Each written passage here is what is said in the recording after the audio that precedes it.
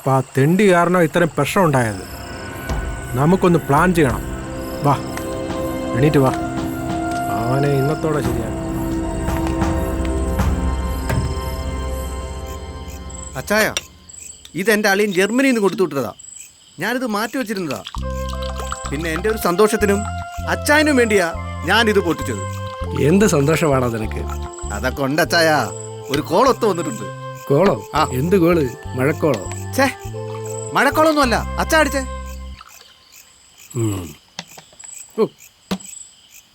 Cheers.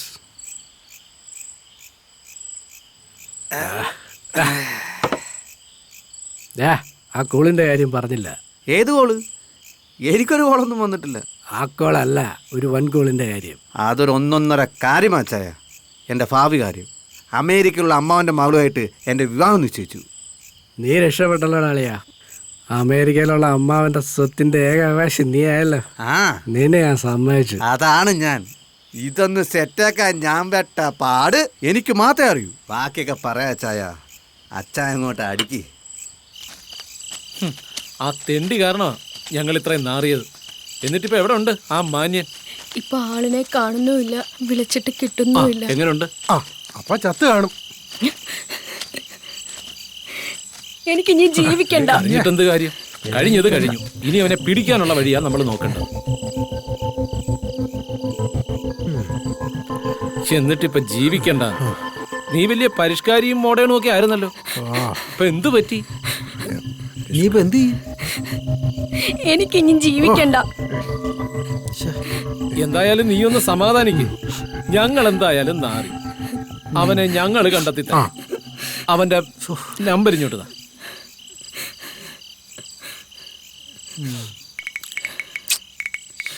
9746008205.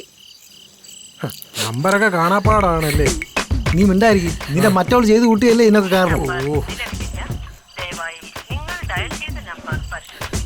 Number നിലവിലില്ലെന്നാ പറയുന്നത്. നീ ഒന്ന് കരയാതിരിക്കും. ഇനി എന്ത് ചെയ്യും? അവനെ കിട്ടാൻ വേറെ ആരുടെയെങ്കിലും നമ്പർ ഉണ്ടോ? നമ്പറില്ല. കൂടെ വന്നതൊരു ശ്യാം എന്ന് പറഞ്ഞ ഒരാളായിരുന്നു.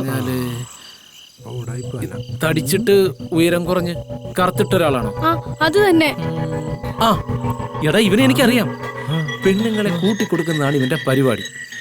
കാശിന് വേണ്ടി എന്ത് ചെറ്റവും ചെയ്യും. പന്നത്തെണ്ടി ചെറ്റ. ഇവന്റെ പേര് ബ്രോക്കർ ശ്യാം. ഇവന്റെ കയ്യിൽ നിന്ന് പണ്ട് എനിക്കും ഇതുപോലൊരു പണി കിട്ടിയിട്ടുണ്ട്. അതുകൊണ്ടാണ് എനിക്ക് ഇവനെ ഇത്ര പരിചയം. എന്നാലും എന്റെ കൊച്ചേ, നിന്റെ തന്തയ്ക്ക് ഈ ബ്രോക്കറിനെ മാത്രമേ കിട്ടിയുള്ളൂ. അതെന്താ? എന്ത് പറയാ, അവൻ ഫുൾ സെറ്റപ്പിനെയാണ് ഒപ്പിച്ചു കൊടുക്കുന്നത്. ഞാനെന്താ സെറ്റപ്പാണ്? തീർച്ചയായും. അളിയാ, നമുക്ക് മെമ്പർ കോശാനോടൊന്ന് ആലോചിച്ച് നമുക്കെല്ലാവർക്കും കൂടി ഒരു കളി കളിച്ചാലും. അപ്പൊ ശരി, ഇവളെ ഇവിടെ വീട്ടിൽ കൊണ്ടുവന്നാക്കിയിട്ട് ആശാനെ കണ്ട് കാര്യങ്ങളെല്ലാം ധരിപ്പിക്കാം. ഓക്കെ, എന്നാ പോ. ആശയം തന്നു, നടക്കട്ടെ. ആശയം പോയി. അവളെ നോക്കിയടി. അവളിവിടെ എങ്ങും കാണുന്നില്ല ചേട്ടാ. ഇനി നമ്മൾ എന്ത് ചെയ്യും? പാതിരാത്രിക്ക് പിന്നെ അവൾ എവിടെ ഇറങ്ങി പോയതാ? അമ്മാരുടെ കൂടെ ഇറങ്ങി പോയതാന്നോടി. എന്റെ ഈശ്വര, അച്ഛൻ വിഷമിക്കണ്ട. ചേച്ചി വീക്കുകളിലൂടെയാണ് പോയി കാണും. നീ ഇങ്ങനെ ദേഷ്യപ്പെടാതെടാ. പഞ്ചപാണ്ഡവർക്ക് പാഞ്ചാലി എന്ന പോലെ ഇനി 3 പേർക്കും ഒന്നാകുമോ എന്റെ ഈശ്വര? അച്ഛാ, ഇനിയിപ്പൊ മുഞ്ചപാണ്ഡവരാകുമല്ലോ. എന്റെ ദൈവമേ, അച്ഛനൊന്നും മിണ്ടായിരിക്കാമോ? അച്ഛാ, ഒരു മിനിറ്റ്. Hello hello. അളിയ, ഒരു സെറ്റപ്പ് ഉണ്ട്. ഞാൻ നിർത്തിച്ചാമേ. ആ കിളിന്ത് പെണ്ണാ. ആണോ? ആ, എന്നാ ഒരു കൈ നോക്കിക്കളയാം. കല്യാണത്തിന് മുമ്പ് റിഹേഴ്സലും ആകുമല്ലോ. അങ്ങനെയാണെങ്കിൽ നാളെ രാവിലെ അളിയൻ ടൗണിലോട്ട് വാ, നമുക്ക് ഒരുമിച്ച് പോകാം. നാളെ കാണാം. ഓക്കെ, ഞാൻ റെഡി. എന്താ നാടാ ഇത്? ഇതേതാടാ അടുത്ത കോള്? ഇത് സ്ഥിരം കോളച്ചാ. ഓ, നിന്റെ ഒരു ഭാഗ്യം.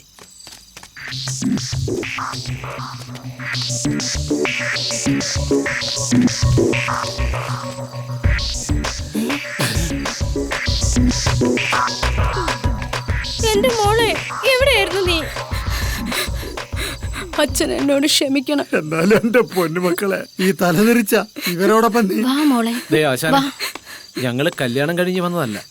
പിന്നെ ആശ ഞങ്ങളോട് പൊറുക്കണം. ഇവളുടെ പുറകിൽ നടന്നു എന്നുള്ള സത്യമാണ്. പക്ഷെ ഇവളുടെ വയറ്റിൽ കിടക്കുന്ന കുഞ്ഞിന്റെ ഉത്തരവാദിത്വം ഞങ്ങൾക്കല്ല. പിന്നെ എല്ലാം പറയാം ആശാനെ.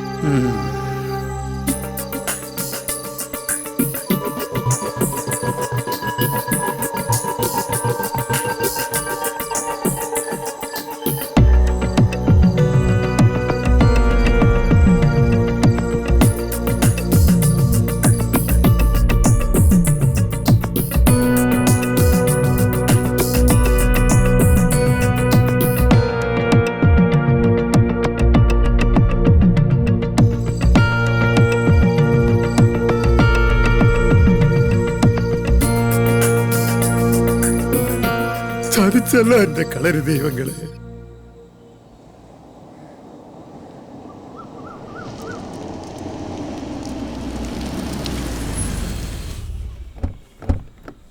അവര് വന്നെന്ന് തോന്നുന്നു. വാ കേറി വാ. അതുകൊണ്ട് സെറ്റപ്പ് ആണല്ലോ. ഞങ്ങൾ താമസിച്ചൊന്നുമില്ലല്ലോ. വീട് കണ്ടുപിടിക്കാൻ ബുദ്ധിമുട്ടിയോ? അയ്യോ ഓ ഇല്ലല്ല, ചോദിച്ചും പറഞ്ഞു ഒക്കെ വന്നല്ലേ ഇരുന്നാട്ടെ. നമസ്കാരം. എടി എന്നാ അവളെ നീ വിളിക്ക്. സമയം കളയാതെ പരിപാടി അങ്ങ് നിർവഹിക്കാം. ഇവർക്ക് പോകാൻ ധൃതി കാണും. ഏയ് അങ്ങനെയൊന്നുമില്ല. എന്നാ ഞങ്ങൾക്ക് ധൃതിയുണ്ട്. ഇവരൊക്കെ ആരാ? ഇവരൊക്കെ പെണ്ണിന്റെ ആങ്ങളമാരാ. മോളെ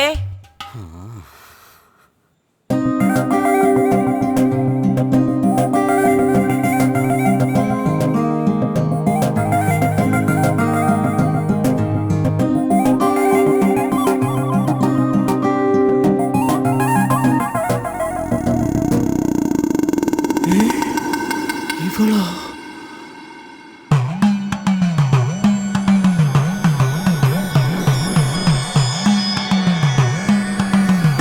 എടാ ശ്യാമേ, വല്ലാത്ത ചെയ്ത്തായി പോയി.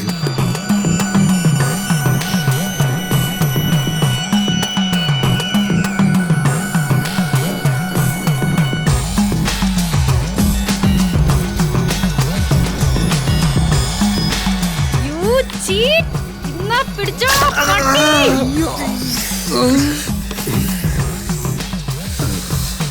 ശ്യാമേ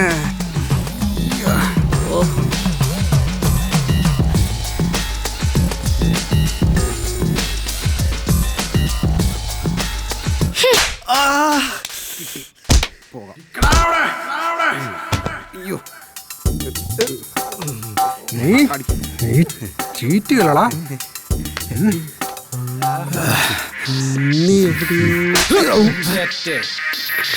ബ്രോക്കർ ശ്യാമേ, നീ ആള് കൊള്ളാം. നീ സെറ്റപ്പ് ഉണ്ടാക്കി ചെന്ന് കയറിയത് ഈ പാവം പിടിച്ച ആശാന്റെ നെഞ്ചത്ത്. അതീ പെട്ടുപോയത് ഞങ്ങളുടെ ഈ പെങ്ങള് വെച്ചു. ഗിരീഷ്, ഇപ്പം നിനക്ക് ആളിനെ മനസ്സിലായി ഇല്ലടാ? ഡാ പന്നി, ഇനി മേലാൽ ഇമ്മാതിരി ചെറ്റ പരിപാടി കൊണ്ട് ഈ പഞ്ചായത്തിൽ നിന്നെ കണ്ടാ തീർത്തു കളയും കേട്ടോ. താടി വെച്ച ബ്രോക്കർ പന്നി. ഇനി നിനക്കുള്ളത് ക്ലൈമാക്സ്. പാട്ടി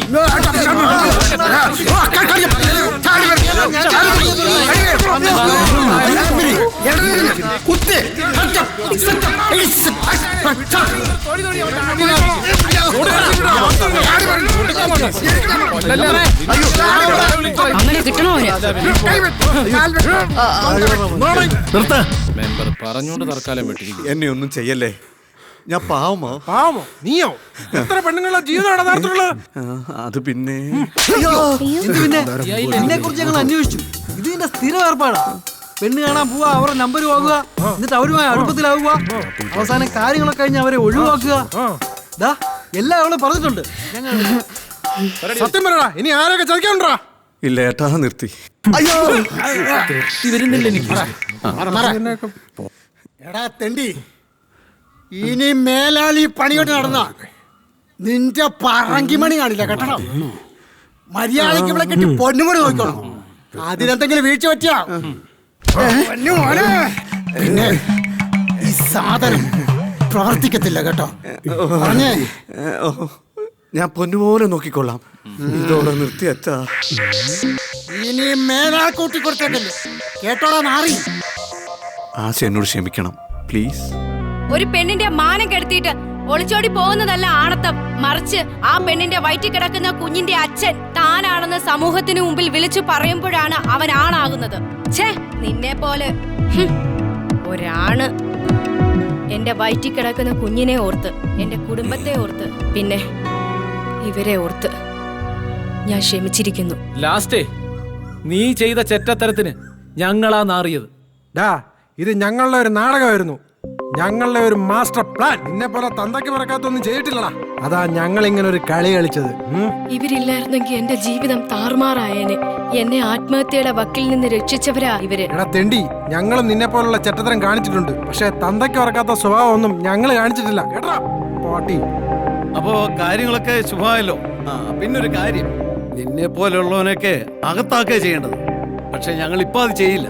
ഈ കുട്ടിയെ കെട്ടി മര്യാദക്ക് ജീവിച്ചോണം, മനസ്സിലായോടാ? ഇമാതിരി പണി കാണിച്ചേക്കരുത്. ഇതിന്റെ പേര് ഇനി ഒരു പ്രശ്നം ഉണ്ടാകരുത്. അങ്ങനെയാണെങ്കിൽ എന്റെ ബ്രോക്കർ ഫീസ് കയ്യോടെ പിടിച്ചോണം.